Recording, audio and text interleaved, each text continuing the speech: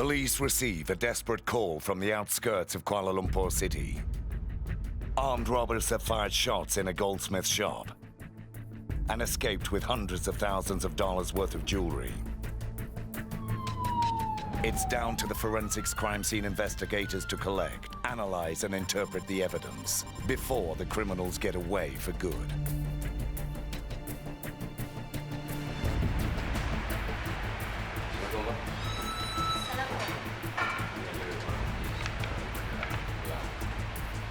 Sambung kedai emas.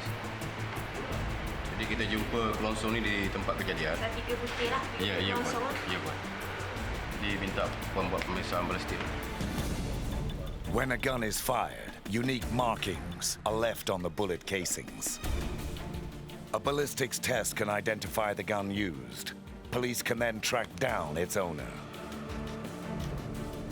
First, the police need to be certain they have the right casings. Nak pastikan bahawa pelongsong ni kita dah ada kesan ketukan dekat bahagian briefcase ni. Bermakna confirm lah yang pelongsong ni mungkin daripada tempat kejadian. Sama gitu kan, ada satu kes IO hantar lah untuk buat pemeriksaan balistik. Kita akan tengok sama ada exhibit ni mengalami sebarang kecacatan ataupun sebarang kerosakan lah.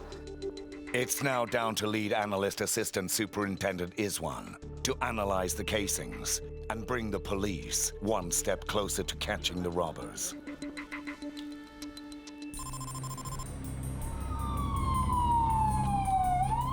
Meanwhile, the Kuala Lumpur forensics team has been called in. A routine vehicle check has turned into something far more serious. Detective Sergeant Mohan and his team quickly get a briefing on the case. Bang. Dia macam mana boleh jumpa kaitan ni balik? Anggota buat rondaan dan nampak mencurigakan lah. Dia kecil laju. Dia berhenti tu, dia keluar lari. Dia turun. Lepas tu cek hubung dengan kes ni kan? Puasa tu macam mana? Pasal dia kena ragut dan dia kena curi-curi kereta dia. The car was reported stolen 6 months ago. If the thief has been driving the stolen vehicle all this time, he could have left half a year's worth of evidence inside. Sebelum kita mulakan siasatan, first kita kena ambil gambar dulu lah. It's up to Detective Sergeant Mohan and his team to do their work so the carjacker can be brought to justice. Every piece of evidence is tagged and logged, so investigators know exactly where in the car it was found. So this is the evidence we found inside the car. So we collect it and we need to label it and just so to check thoroughly for all the evidence lah. So we can document it according to the number. Then the team hits a potential jackpot, a helmet. Its smooth surface makes it a possible treasure trove of fingerprints. Kita dah buat fingerprint dah. Jadi dia tak timbul. Dia sekarang nak untuk hantar kimia untuk ambil dia punya DNA. No fingerprints are found on the helmet. But having driven the car for 6 months, it's a good bet the thief left behind evidence somewhere. Now we're looking for fingerprints, so you're linked to the suspect. Because usually from as visual, can see which print usually the suspect will touch, like the mirror, the window mirror. But the dusting process is not foolproof. Kadang 1-2, kadang 10, kadang 1 pun tak.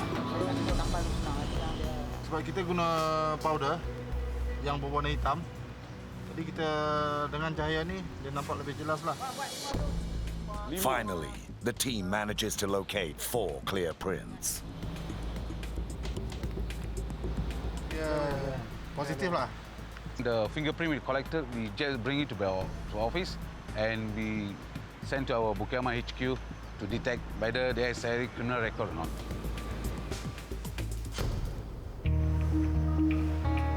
We managed to find so many evidence like linked to the suspect, like the shirt, cap, face mask, and helmet might be used in the criminal activities. The team wraps up a successful session collecting evidence. They hope that the crime lab finds something when they analyze it.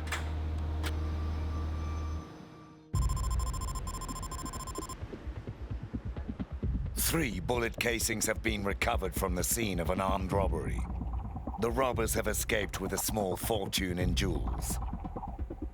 It's Assistant Superintendent Iswan's job to analyze the casings and bring the police one step closer to arresting the thieves. Macam sekarang ni, exhibit ni kita dapati ada sedikit kekotoran, jadi kita akan gunakan aseton untuk bersihkan permukaan yang kotor tu terlebih dahulu. Kita boleh simpulkanlah senjata api yang digunakan ni kemungkinan senjata api jenis yang baru. Kalau senapan lama, kemungkinan dia akan tinggalkan kotoran lah, seperti geseran yang ada kesan-kesan hitam lah pada 010 ni lah. Jadi kesan tu mungkin disebabkan habuk di dalamnya ataupun senjata api tu mungkin lama tak digunakan lah. Karbon yang ada dalam laras tu mungkin dah lama lah. Next, Iswan uses a ballistics imaging system to magnify and capture marks on the casing. The first is the drag mark, a scratch from the firing pin. The second is the ejector mark, caused by the gun's ejector, pushing the spent casing from the gun. Ini adalah kesan drag mark yang terdapat pada satu anak kelosong peluru lah. Daripada sini kita nampak ini adalah kesan ejector mark lah. Like human fingerprints, every firearm has unique characteristics. Setiap satu kesan yang terdapat kepada kelosong peluru adalah cap jari bagi satu senjata api. Jadi cap jari ni tidak boleh diubah-ubah lah. Jadi ini adalah hasil keseluruhan lah apabila kita dah dapat imej-imej daripada stem kelosong peluru tadi. Ini adalah imej daripada briefcase, firing pin, ejector dan juga full stem. Iswan uses another piece of software to compare the three casings. Moments later, his work brings results. Ini mesh. Kita tengok garisan dia semua sama pada keadaan yang tempat yang sama juga. Keputusannya kita dapati ketiga-tiga kelosong ini dilepaskan daripada satu senjata api yang sama berkaliber 9mm jenis auto. Tetapi kita tak tahu jenis apa. Now Iswan has one more job to do. He has to trace the gun that fired the 3 shots. He enters a police database of known firearms and waits for the results.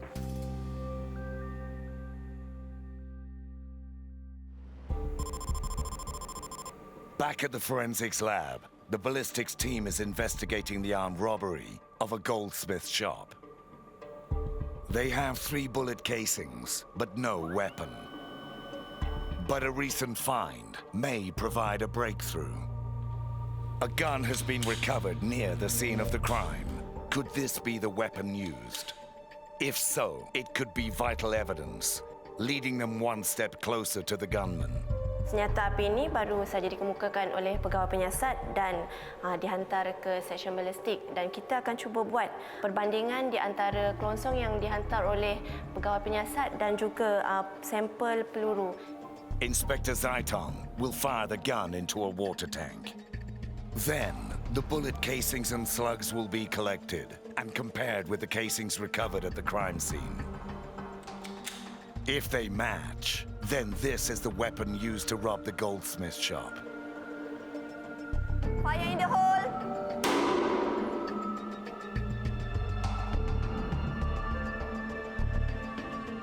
Lepas kita dah tembak tadi, kita akan collect lah kelonsong ni untuk kita buat perbandingan dekat atas. At the lab, the bullet goes through a 360-degree scan, and its identifying marks are catalogued. After 20 minutes, the results are out. Bila semua data dah masuk ke dalam press ataupun bullet track, kita dah combinekan dalam match point. Sangat menghampakan. Menghampakan sebab memang tak ada hit ataupun tak ada ketersamaan dengan kes-kes yang ada. So exhibit yang pegawai penyiasat hantar pun tak sepadan lah. This is not the gun used to rob the goldsmith shop. The investigation now hinges on Assistant Superintendent Iswan's examination of the 3 bullet casings recovered from the crime scene. Suddenly, there is a breakthrough. Ini adalah daripada exhibit yang kita telah masukkan sebelum ni. Dan juga ini adalah exhibit daripada kes yang lain. Kita dapati bentuk firing pin dia adalah sama. Dan juga kesan rekahan yang ada pada firing pin juga adalah sama. Fish mark dia. Serta kita kena juga dapatkan pandangan daripada kita punya jurnalis yang lain juga lah. Digging a little deeper, Izwan discovers more matches. Hasil daripada siasatan dengan analisa seluruhnya, kita dapati dia telah hit dengan lebih kurang 6 kes yang sebelum ini, termasuk dengan kes baru sekali. Jadi kesemua 7 kes ni adalah berkaitan lah. Yang ada hit ni apa? Hit? Oh, yang baru ni tuan? Ni yang baru. Yang famous yang banyak sekali tu kan? Satu yang bunuh. Bunuh satu lagi ada satu lagi kat kedai emas. Dia berani lah, lepas 27 dia baca hal 30 bulan lah. With more data, police are now able to start building a profile of the gunman. Yang membayar lah. Sebab dia ada senjata api. Happy trigger. Semua Kes. robbery dia akan At least 3 or 2 shot dia mesti akan lepaskan. Kita tak boleh expect dia punya perangai macam mana, tapi kita tahu dia aktif lah membuat kejadian samuna dengan menggunakan senjata api. Tapi area dia pun kita beritahu lah, area dia di kawasan KL sajalah. There's still work to be done before the gunman is tracked down. But for now, Izwan's work has provided vital clues for police to build on. Kita membantu kawan-kawan kita untuk mendapatkan lebih banyak petunjuk dan kita juga membantu mereka menyelesaikan kes. Jadi bagi saya, ia satu kepuasan lah bagi saya. Firearms are not readily available in Malaysia due to stringent laws. However, the spike in gun crimes in recent times is a growing concern among Malaysians. The ballistics team hopes that today's addition to their firearm identification database will help in the fight to reduce gun crimes in Malaysia.